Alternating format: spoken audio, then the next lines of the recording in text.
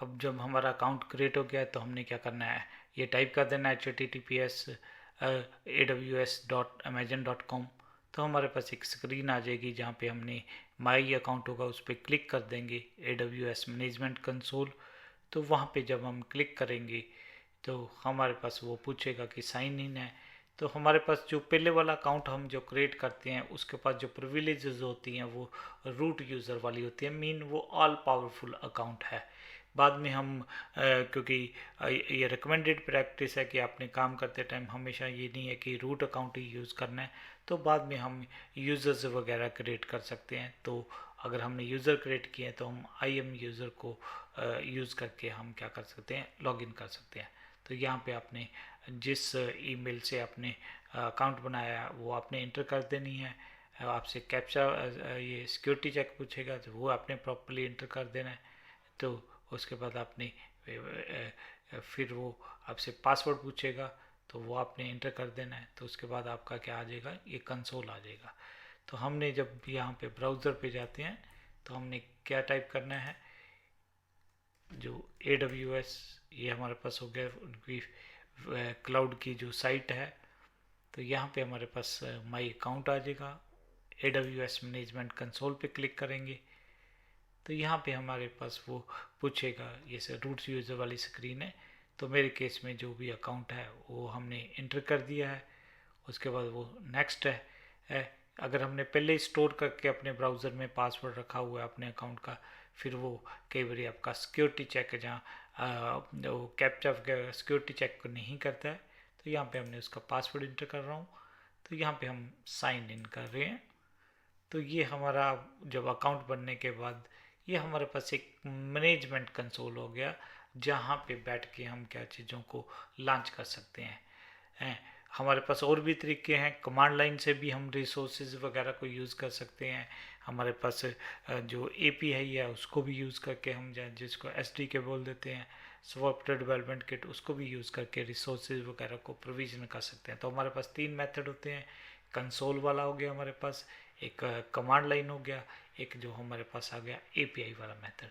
तो यहाँ भी आपके पास क्या आ गई, अलग अलग सर्विसेज वगैरह जो जो अवेलेबल हैं। ये मीनू थोड़े बहुत चेंज होते रहते हैं, AWS वाले कुछ ना कुछ चेंजेस करते रहते हैं। तो हो सकता है कि जब आप वीडियो सुने जाओ चीज़ें तो हो सकता है थोड़ा बहुत चेंजेस वगैरह मीनू में होते रहे।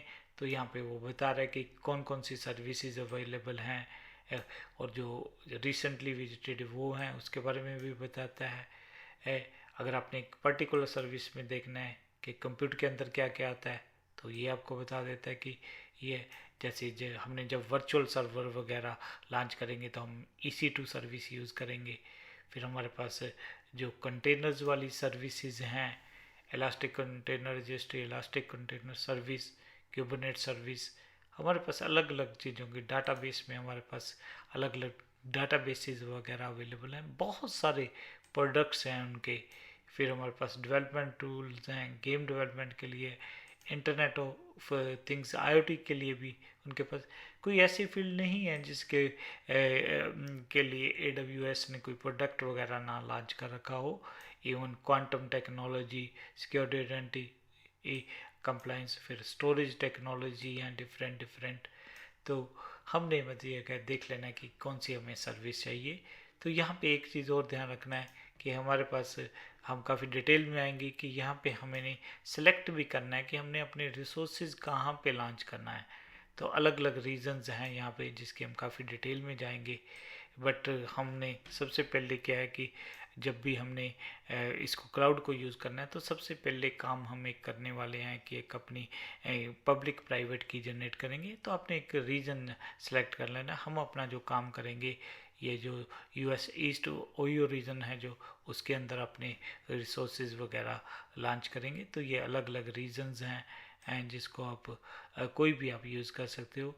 हमारे पास यहाँ पे मुंबई रीजन भी है, इंडिया का अंदर एशिया पैसिफिक के अंदर आ जाता है। तो आप कोई भी चूज़ कर सकते हो। तो हमारे पास जो डिफ़ॉल्ट है, अगर चेंज करना है तो आप जस्ट इसको आपने क्लिक करना है तो वो आपका सिलेक्ट हो जाएगा। तो बाय डिफ़ॉल्ट हमारे पास यही रीजन सेलेक्ट है तो हम यहाँ पे करेंगे।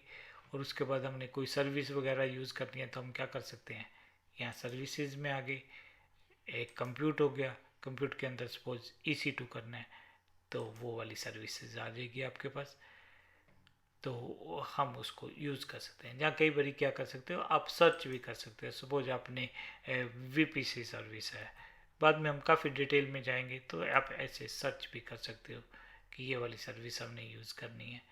तो वापस हम अपने डैशबोर्ड पे आते हैं, तो ये डैशबोर्ड में भी चेंजेस होती रहती हैं। कई बार वो आपको ऑप्शन देता है कि आपने पुराने वाला डैशबोर्ड यूज़ करना है कि नए वाला, तो आप उस हिसाब से कर सकते हो। जैसे यहाँ पे उन्होंने कह रखा है कि न्यू एक्सपीरियंस के ओल्ड आपको एक्सपीरियंस चाहिए, तो उस हिसाब से आपने देख लेना है कि आप किस में कंफर्टेबल हो।